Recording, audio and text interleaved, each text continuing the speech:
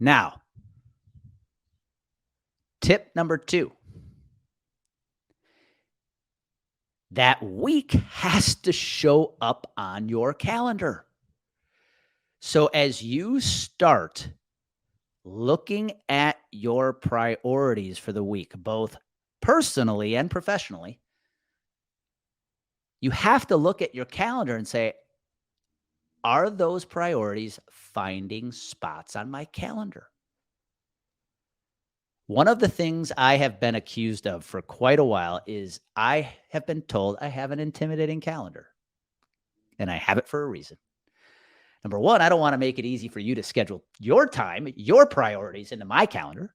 But number two, it looks busy because every priority I have for the week has space on the calendar. So it looks like the calendar is full. It should look full. If you've got too much white space on your calendar, that tells me you're not moving enough big rocks. So when I look at my to-dos, even if it's something I've got to do internally in the office, I will schedule time on the calendar at some point in the week to get that done. That's where the concept of shelving comes in. When I work with advisors, you're probably one of them listening in. I know you have more than one role in your company. You probably have a responsibility to sell. You probably have a responsibility to manage your current clients. And if you have any ownership or leadership in the company, you probably have some leadership roles within the company. But here's the thing. If you don't shelve those priorities, you try to play all 3 roles all the time, and you play none of them well. You have to shelve those priorities at certain points of the week so you can only focus on one thing at a time. If you've got a big priority this week to prepare for an upcoming finalist meeting, without putting that time on the calendar, you are going to think about that preparation every minute of the day you're at the office. But if you put it on the calendar for Wednesday afternoon at 2 p.m., guess what? You don't have to think about it anymore until Wednesday at 2 p.m.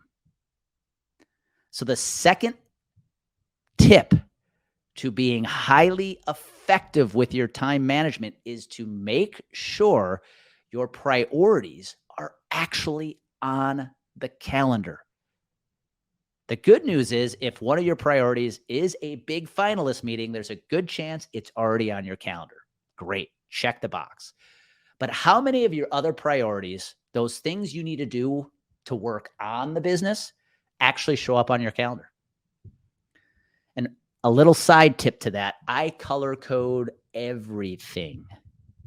So every different type of priority that shows up on my calendar has a different color. So when I look at my calendar every week,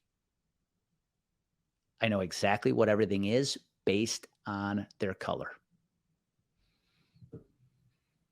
So a little less white space on your calendar. Start putting all of your priorities on the calendar. If it is on that to-do list, especially on the top of that to-do list, it better show up on the calendar somewhere. If it doesn't, you're probably not going to get it